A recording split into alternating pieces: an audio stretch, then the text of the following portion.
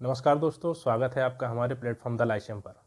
जैसा कि आप जानते हैं कि हमारा प्लेटफॉर्म समर्पित है पूर्णतः शैक्षणिक उद्देश्यों के लिए और इस क्रम में हम यूपीएससी सिविल सेवा परीक्षा, साथ ही विभिन्न राज्यों द्वारा आयोजित होने वाली सिविल सेवा एवं यूजीसी नेट जेआरएफ में आपका मार्गदर्शन कर रहे हैं।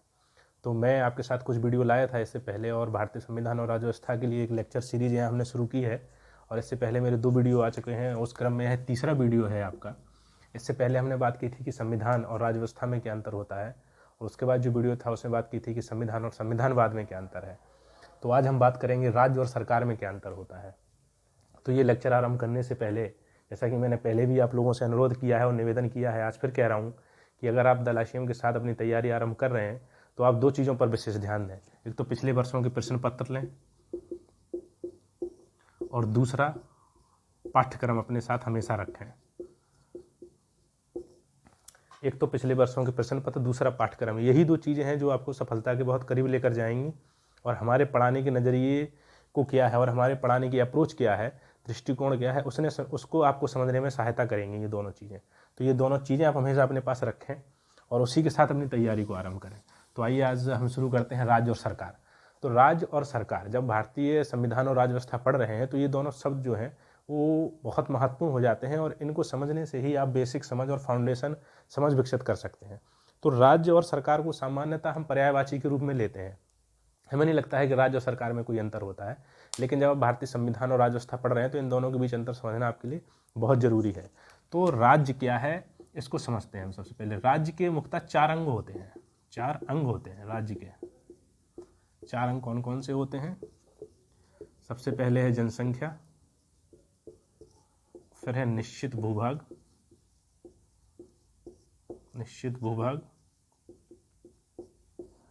सरकार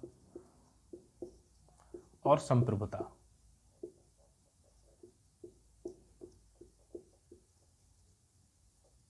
सोवरेनिटी, ठीक है, संप्रभुता।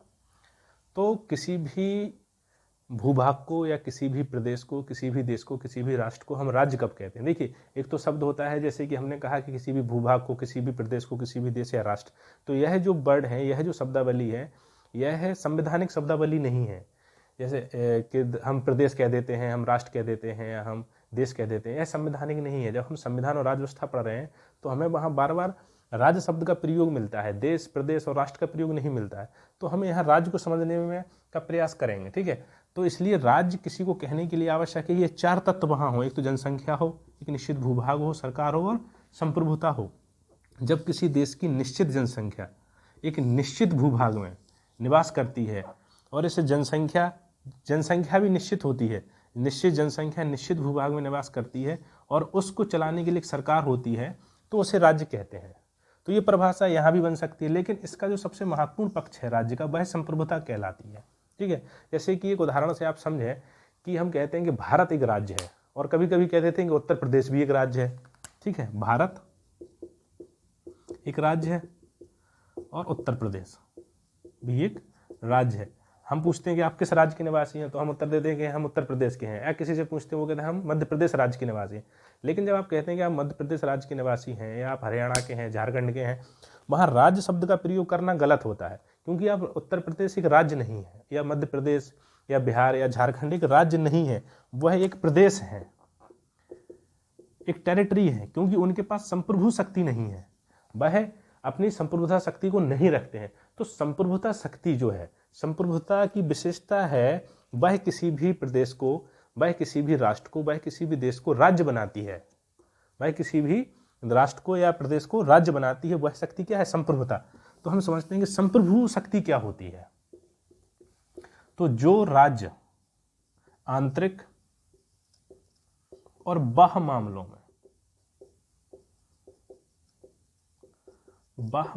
में निर्णय लेने के लिए स्वतंत्र हो, उसे क्या कहते हैं? उसे ही राज्य कहते हैं, उसे ही राज्य कहते हैं। अब आप देखिए कि यूपीएससी प्रारंभिक परीक्षा 2021 की में एक सवाल आया था राज्य, तो उसमें जो उन्होंने 4 ऑप्शन बनाए थे, तो उसमें ये जनसंख्या, निश्चित भूभाग, सरकार, ये 3 ऑप्शन में थे और उसके साथ साथ एक और वर्ड को जोड़ दे रहे थे, लेकिन एक ऐसा ऑप्शन था जिसमें केवल संप्रभु वर्ड आया था, तो वही ऑप्शन आपका सही हुआ था।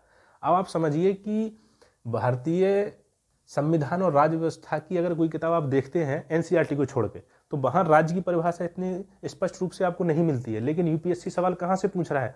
यह सवाल भारतीय संविधान और राज्य व्यवस्था की किताब से नहीं है, पॉलिटी से सवाल नहीं है, ये कॉन्स्टिट्यूशन सवाल नहीं है आपका, यह सवाल है पॉलिटी से।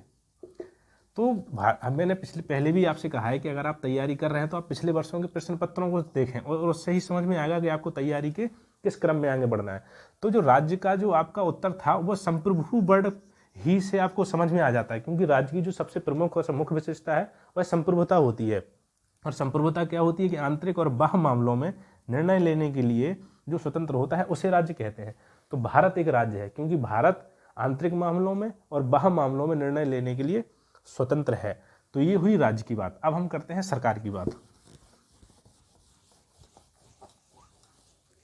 सरकार क्या है? तो जैसे मैंने बताया कि राज्य के 4 अंग होते हैं, एक तो जनसंख्या, फिर है निश्चित भूभाग, सरकार और संप्रभुता। तो हमने क्या समझा कि सरकार जो है वो राज्य का एक अंग है, राज्य का एक भाग है। तो हमें सरकार को समझने का प्रयास करते हैं। तो सरकार के भी 3 अंग होते हैं, ठीक है, या तत्व होते हैं 3। विधायिका, कार्यपालिका और न्यायपालिका।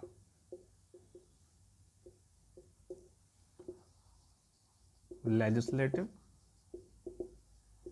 एग्जीक्यूटिव और जुडिशियरी। ठीक है, इसे हम संसद कहते हैं, पार्लियामेंट, इसको मंत्रिपरिषद या मंत्रिमंडल कहा जा सकता है, और न्यायालय तो न्यायालय है। तो हम समझेंगे विधायिका, कार्यपालिका और न्यायपालिका के क्या कार्य है, करते क्या है। सरकार के 3 अंग हैं तो इनका काम क्या है? तो विधायिका का काम है कानूनों और नियमों का निर्माण करना, और कार्यपालिका का काम होता है इन नियमों का क्रियान्वयन करना। और जुडिशरी का काम क्या होता है कि कार्यपालिका द्वारा या संसद द्वारा जो नियम और कानून बनाए गए हैं और विधायिका द्वारा जो बनाए गए हैं और कार्यपालिका द्वारा जिन नियमों और कानूनों का क्रियान्वयन किया गया है, वह नियम और कानून संविधान के अनुसार है या नहीं, यह उनकी व्याख्या करती है न्यायपालिका। इसलिए न्यायपालिका को संविधान की रक्षक कहा जाता है, ठीक है। तो अब समझिए विधायिका, कार्यपालिका और न्यायपालिका। तो ये सरकार और राज्य के बीच अंतर समझने के बाद हमारी जो पॉलिटी शुरू होती है, हमारे संविधान और राज्य व्यवस्था आरंभ होती है, वह यहाँ से होती है कि कार्यपालिका, विधायिका और न्यायपालिका के बीच क्या संबंध है, यह एक दूसरे से किस प्रकार पृथक है, और इन्हीं के आधारों पर सरकारों का निर्माण होता है। जो सरकार के रूप है, जैसे कि संसदीय व्यवस्था हुई, अध्यक्ष व्यवस्था हुई, संघात्मक एकात्मक व्यवस्था हुई, वह यहाँ से शुरू होती है। तो ये बेसिक है, समझ, ये बेसिक है, आपका फाउंडेशन है। अगर आप इनको समझेंगे, इनकी विधायिका, कार्यपालिका और न्यायपालिका के बीच के अंतर को समझेंगे, तभी आप समझ पाएंगे। अब मान लीजिए आपको मूलाधिकार पढ़ाना शुरू कर दिया जाए, या राज्य की नीति निर्देशक तत्वों को पढ़ाना शुरू कर दिया जाए, या संसद पढ़ाना शुरू कर दिया जाए, तो फिर वहाँ से पढ़ाई आरंभ करना मुझे नहीं लगता कि सही है। पढ़ाई आरंभ करनी है कि पहले ये समझना है कि इनके बीच क्या संबंध होते हैं, और इन संबंधों के आधारों पर सरकारों का किस प्रकार से रूप का निर्धारण होता है, तभी हम भारतीय संविधान और राज्य व्यवस्था को आरंभ कर सकते हैं। तो ये मैंने मोटा मोटी आपको समझाया आज के राज्य और सरकार में क्या अंतर होता है। राज्य के 4 भाग होते हैं और सरकार राज्य का एक भाग है, और सरकार के भी 3 अंग होते हैं अपने, विधायिका, कार्यपालिका और न्यायपालिका। और इसके बाद हमारा जो वीडियो होगा उसमें हम इन तीनों के अंतर संबंधों को समझेंगे, इनमें क्या अंतर होता है उसको समझेंगे, और इनके अंतर संबंधों और अंतर के आधार पर सरकारों का कैसे निर्माण होता है, सरकारों के क्या क्या रूप होते हैं, और उस क्रम में हम भारतीय संविधान और राज्य व्यवस्था को आरंभ करेंगे। तो ये था आज का हमारा वीडियो लेक्चर, और हमारे साथ आप जुड़े रहिए, अपनी सफलता को सुनिश्चित करिए। बहुत बहुत शुक्रिया, धन्यवाद।